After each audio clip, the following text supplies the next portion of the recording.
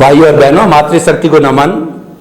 हमारी सत्संग उत्तरोत्तर प्रगति की ओर बढ़ रही है, आनंद की अनुभूति हो रही है और आनंद ही जो जीवन का लक्ष्य है, क्योंकि आनंद प्रदाता, सत्संग प्रदाता, अनुभव वाणी को बताने वाले स्वयं साक्षात्कार विराजमान है।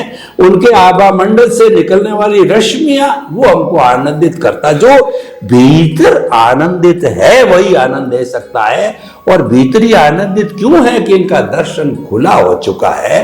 तो समस्त श्रोताओं की तरफ से स्वामी जी आपका बहुत बहुत अभिनंदन, स्वागत, सत्कार। जय सच्चिदानंद। जय सच्चिदानंद। स्वामी जी, पिछले एपिसोड के अंदर समय की अल्पता की वजह से एक बहुत बड़ा प्रश्न जो रोजमर्रा के जीवन में हर व्यक्ति के साथ घटित होता है और वो हर व्यक्ति उसका सलूशन चाहता है कि मैं बहुत कुछ करता हूं, परिश्रम करता हूं, परिश्रम करना ही कहते हैं। लोग कहते हैं कि तो पुरुषार्थ करता नहीं, कैसे आगे बढ़ेगा, फला व्यक्ति कहां पहुंच गया, ऊपर पहुंच गया, दुनिया का नंबर 1 हो गया और तू योग्यता रखता नहीं होता। मैं करता हूं, लेकिन सारे प्रयास करने के बाद भी मैं चाहता हूं वह हो नहीं रहा है। तो स्वामी जी, हम चाहते हैं, वैसा होता क्यों नहीं है? इसके पीछे क्या लॉजिक है? अध्यात्म विज्ञान सनातन सत्य की तरफ से लॉजिक दीजिए इसका। देखो, बहुत सहज और सरल बात यह है कि प्रिंसिपल समझो, हम इस दुनिया के अंदर अपनी मर्जी से कुछ करने के लिए आए हैं, वो बात ही भ्रांति है। हर व्यक्ति की बात, चाहे राम है, चाहे कृष्ण है, चाहे महावीर है, अपनी मर्जी से कुछ भी कर सकते नहीं है और आम आदमी भी नहीं कर सकता है। हाँ, हर व्यक्ति अपने अपने संजोगों के मुताबिक प्रयास कर सकते हैं, हम इसमें मना नहीं करते हैं। क्यों नहीं कर सकते हैं? क्योंकि पूरी लाइफ या पूरा जीवन जो मन वचन काया से जीते हैं, वो पिछले अवतार के प्रोग्राम से प्ले होता है और प्रोग्राम के मुताबिक जब प्ले होगा तो ये जो प्लेयर है उनके पास तो कोई चॉइस है ही नहीं, कठपुतली है। प्रोग्राम पिछले अवतार का और संजोग कुदरत देते हैं और प्लेयर भी कुदरत देते हैं। तो प्लेयर तो प्ले करेगा as per the circumstances and as per the program. तो इसीलिए कोई व्यक्ति कहेंगे कि उनके मन वचन काया उनकी मर्जी से कुछ कर सकते हैं, वो रिलेटिव सत्य हो सकता है, सनातन सत्य नहीं हो सकता है। दूसरी बात, हम इस दुनिया में कुछ पाने के लिए आए हैं और कुछ खोने के लिए आए हैं। ये बात रिलेटिव सत्य हो सकती है, सनातन सत्य नहीं हो सकती है, क्योंकि हम इस दुनिया में कुछ पा भी नहीं सकते हैं और कुछ खो भी नहीं सकते, क्योंकि न हमारा था, न हमारा है और न हमारे पास रहेगा। शरीर भी छोड़ के जाना है और शरीर के साथ जुड़ा हुआ सत्ता, संपत्ति, संबंध, साधन भी छोड़ के जाना है। और इसलिए कुछ पाना खोना वो सब्जेक्ट ही नहीं है। खोना तब होगा जब कुछ लेकर गए और चला गया, पाना तब होगा जब कुछ पाया है जो आप लेकर जाओगे। दोनों में से एक भी संभव नहीं है। और इसीलिए जीवन क्या है? आखिर पाना नहीं है, खोना नहीं है, तो क्या है? जीवन कर्मों को खपाने की एक लाइफ है। जो कर्म हमने पिछले अवतार में किया है उसका रिजल्ट के रूप में भुगतान करना, यही हमारा जीवन है। और ये भुगतान करते करते समय अगर हम कोई भी अवस्था को राग द्वेष से कहो, अहंकार से कहो, बुद्धि से कहो, माया या मोह से कहो, हम इसको स्वीकार नहीं करेंगे और दूसरे भाव करेंगे, तो फिर इससे नया कर्म बनेगा। तो नया कर्म बनेगा तो फिर नई लाइफ और नए संजोग भी मिलेंगे। तो इंपॉर्टेंट बात यह है कि who is powerful in this world, ये दुनिया में सबसे शक्तिशाली कौन कहेंगे? किसको कहेंगे?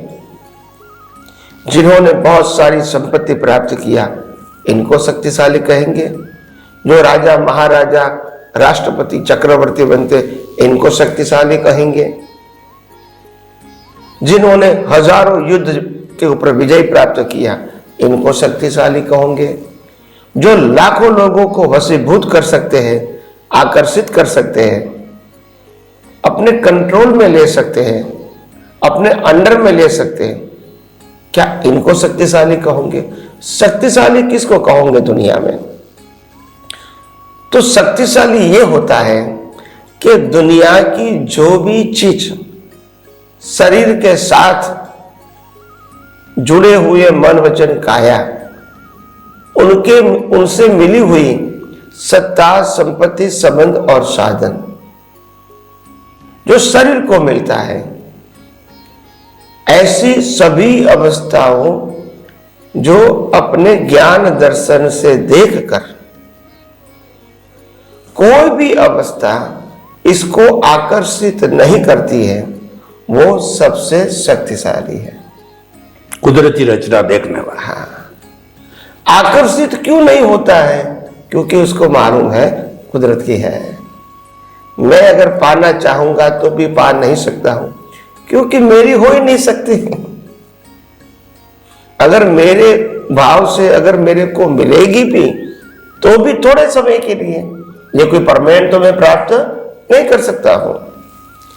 इसीलिए दुनिया में शक्तिशाली लोग ये हैं जो दुनिया की कोई भी अवस्था से अपने ज्ञान दर्शन को विचलित नहीं होने देता, स्थिर रखता है, और वही आध्यात्म विज्ञान में ऊंचाई की ओर जाने की एक प्रक्रिया है, आगे बढ़ने का एक रास्ता है, और ब्रह्मांड के रहस्य को अनुभव करने की एक मेथड है।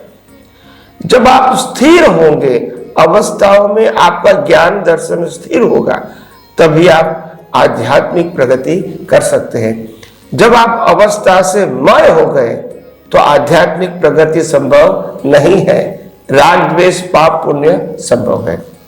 तो बात यह है, कुछ पाना कुछ खोना, भले ही हमारा सामाजिक जीवन व्यवहारिक जीवन हो सकता है, हम इसको मना नहीं करते हैं, मगर आपको ऐसे ही बाह्य जीवन के साथ अगर आपकी दृष्टि में कोई सही विज्ञान मिल जाता है तो फिर आपकी आध्यात्मिक प्रगति सरल होती है, और बाह्य जो मन वचन काया से जुड़े हुए संजोग हैं वो आपको अंदर ज्ञान दर्शन को इफेक्ट नहीं कर सकते, और आपकी स्थिरता बनी रहती है। मन वचन काया के आदि व्याधि उपाधि के संजोगों में भी आपको अंदर समाधि बनी रहेगी। तो इसीलिए मैं कहता हूं, यह आध्यात्म विज्ञान इस कलयुग के अंदर जो खुला हुआ है, कुदरत की मेहरबानी से ही खुला हुआ है, मगर जो खुला हुआ है नॉर्मली ये विज्ञान सतयुग में ही होता है, कलयुग में नहीं होता है। कलयुग के अंदर तो जो विज्ञान होगा वो करोमि करोसी और करोति का होगा, और सतयुग में जो बात होगी वो चाहे पाप पुण्य और प्रायश्चित की होगी। सतयुग में जो बात होगी वो पुण्य उपार्जन करके अच्छा इंसान बनना या तो देवलोक प्राप्त करना ऐसी होगी, नरक लोक और पशु लोक प्राप्त नहीं करना, उसके लिए जागृत होना, उसके रेफरेंस से बात होगी।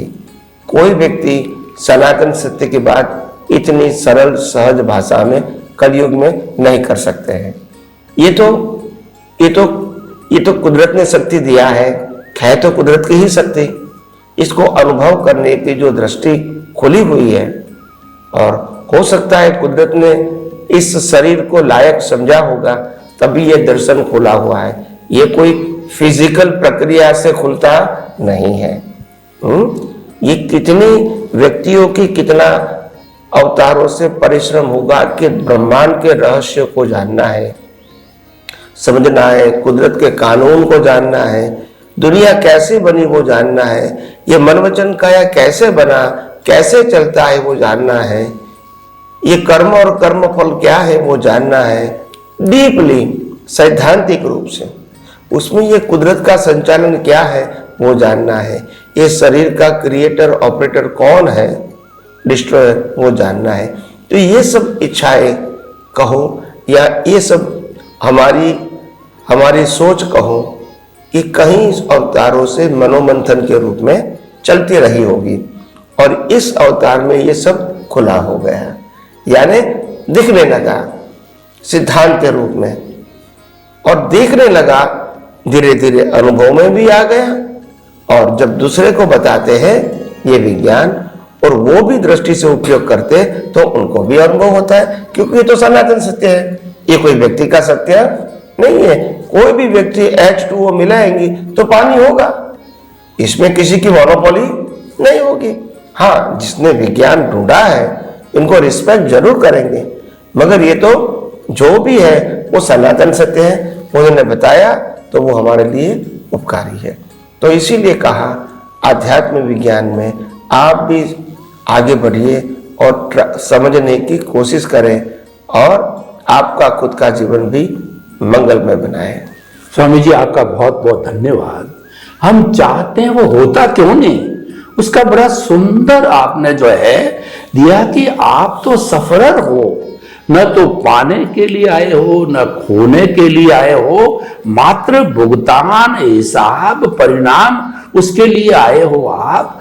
तो आप फिर भी अपनी संतुष्टि चाहते हो, मुझे प्रयास करना चाहिए, दुनिया प्रयास कर रही है, पुरुषार्थ का डंका आप सारी दुनिया में बजता है, आप पुरुषार्थ कीजिए, परिश्रम कीजिए, उसमें कोई मनाही नहीं है, लेकिन वास्तव में परिणाम वही आएगा जो कि ऑलरेडी आपके स्क्रिप्ट में, आपकी फिल्म में, और आप जो पीछे से कॉजल बॉडी बना के लेके आए, वो कुदरत आपको वैसे संजोग दे कि बहुत अच्छा समाधान। स्वामी जी ये कोई समाधान प्राप्त कर लेता है तो वो व्यक्ति आदि व्याधि उपाधि से समाधि में रह सकता है। स्वामी जी अब मैं गहन प्रश्न करना चाहता हूं कि आपने हर बार आप बताते हैं कि दृष्टि के अंदर सनातन सत्य को बिठाओ। सनातन सत्य का अर्थ है कि ज्ञान दर्शन को फिट करो, और दृष्टि में अगर फिट कर लिया ज्ञान दर्शन तो ज्ञान दर्शन सम्यक भी होता है और मिथ्या भी होता है।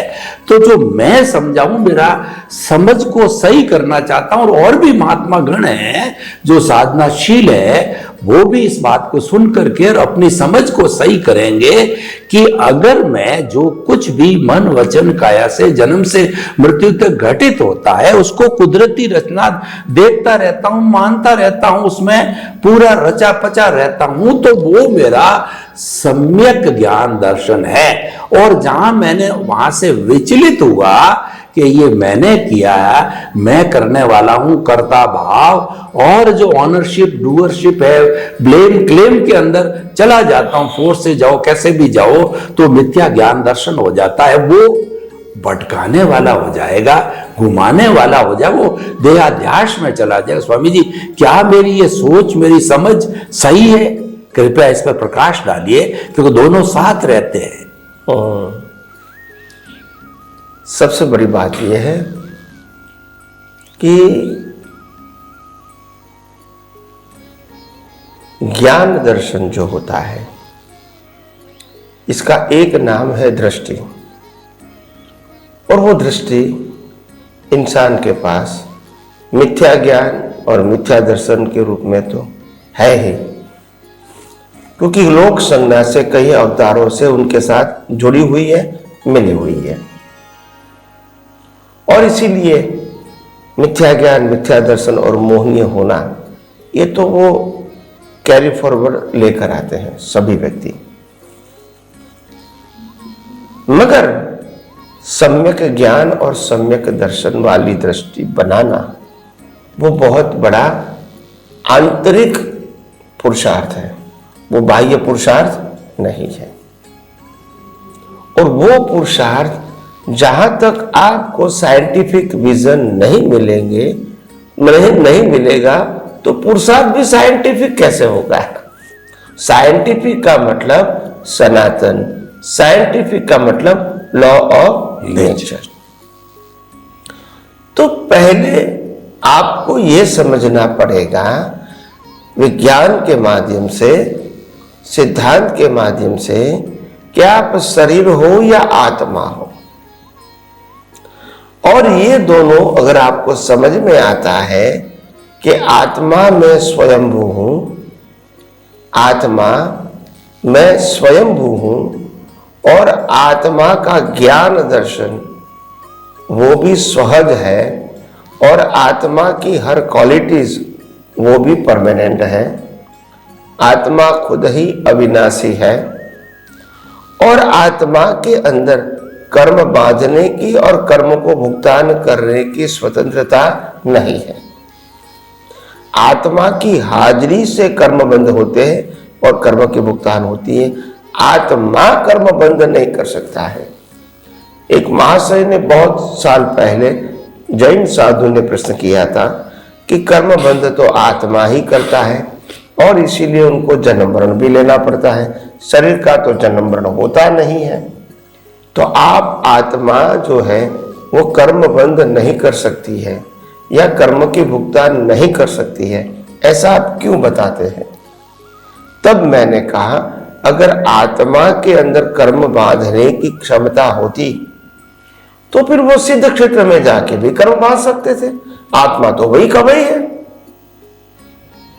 अगर आत्मा में शक्ति होती तो कहीं भी बांध सकता है, मगर ऐसा नहीं है। आत्मा की हाजिरी में अज्ञानता के माध्यम से आप कर्म को चार्ज कर सकते हैं और कुदरत इसको डिस्चार्ज करने का संयोग देते हैं। तो कहने का मतलब यह है कि हम कई अवतारों से सिद्धांत को समझने में भटक गए और धर्म के अंदर खास करके धार्मिक सत्य, मन वचन काया की शुद्धि और ऐसा भाव करो ताकि आपको जीवन अच्छा मिले, सरल मिले, पुण्यबंध होवे, ये सब सोच होने के नाते जो सनातन सत्य का विज्ञान जो वास्तव में अस्तित्व है मगर वो ढक गया, कवर हो गया और होते हुए भी आम आदमी उसके ऊपर सोचना बंद कर दिया और गुरु परंपरा भी ऐसी मिली कि आपको सिर्फ फॉर्मेट की ही बात करने लगे, विस्मृति हो गई उसकी, विस्मृति हो गई। और ये आध्यात्म विज्ञान के माध्यम से वो ही विज्ञान जो हाइड हो गया था वो रीओपन हुआ है। क्या हुआ है? रीओपन। ये कोई नया विज्ञान नहीं है। तो इसीलिए जितना भी आप ये विज्ञान समझोगे, मैं समझता हूं आपका जीवन एकदम सरल और सहज बन जाएगा और आपकी दृष्टि विशाल और कोई भी चीज को समझने में एकदम शार्प रहेगी। कोई भी अवस्था को आप विशाल दृष्टि से डाइजेस्ट करोगे और कोई भी परिस्थिति को समझने के लिए आपके पास शार्पनेस का विजन होगा। और शार्पनेस का विजन ये है कि इतने सारे रिलेटिव सत्य के ऑप्शन में आपको सनातन सत्य वाली दृष्टि ही बनाना है।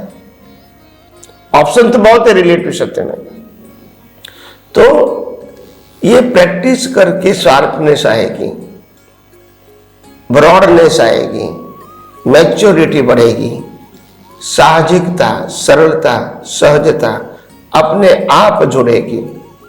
और इसीलिए मैं समझता हूं ये आध्यात्म विज्ञान इस कलयुग के अंदर जिसको भी संसार से मुक्ति पाना है उनके लिए तो दीवादारी समान है ही, मगर जो लोगों को मोक्ष में नहीं जाना है, केवल सामाजिक और धार्मिक जीवन जीना है, इसको भी अगर ये विज्ञान जानेंगे तो मैं समझता हूं उनका भी जीवन जो है धीरे धीरे बाहर की अवस्थाओं की असरों से मुक्त रहेगा और अंदर एक प्रकार की शांति और समाधान और स्थिरता की अनुभूति कर सकते हैं, जिसको आम लोग समाधि कहते हैं। वो आप खुली आंखें हलन चलन करते हुए भी आप समाधि की अनुभूति कर सकते हो। तो मेरा कहने का मतलब ये है कि इसीलिए आध्यात्म विज्ञान को हर व्यक्ति अपने जीवन में भले ही मोक्ष में जाना है या न जाना, फिर भी समझने की कोशिश करो, उसी में ही आपकी भलाई है, कोई नुकसान नहीं है। तो आइए हम सब आध्यात्म विज्ञान को और आगे समझने की कोशिश करेंगे नए नए एपिसोड में, और हमारा सबका जीवन मंगलमय बने, यही मेरी आप सब स्वामी जी, आपने महात्माओं को गहन साधना मुक्ति के मार्ग की गहन बात बताई कि आप मिथ्या ज्ञान, मिथ्या दर्शन, मोहनीय कर्म ये तो साथ लेके आए हो तभी संसार में हो, वरना तो आप मुक्ति में चले जाते। बहुत अच्छी बात है, लेकिन आपको आंतरिक प्रयास, रियल पुरुषार्थ सनातन सत्य के माध्यम से करना है कि वह रहते हुए भी आप जो है परसेंटेज में अपना जो मिथ्या ज्ञान, मिथ्या दर्शन को सम्यक ज्ञान में कन्वर्ट करते जाइए। जब वो 100% 360 में कन्वर्ट हो जाएगा तो केवल दर्शन, केवल ज्ञान, मुक्ति तैयार है। स्वामी जी बहुत बहुत धन्यवाद, जो गूढ़ चीज को सरल, सुगम, सहज बनाने के लिए आपके प्रति समस्त श्रोताओं की तरफ से बहुत बहुत कृतज्ञता और जय सच्चिदानंद। जय सच्चिदानंद।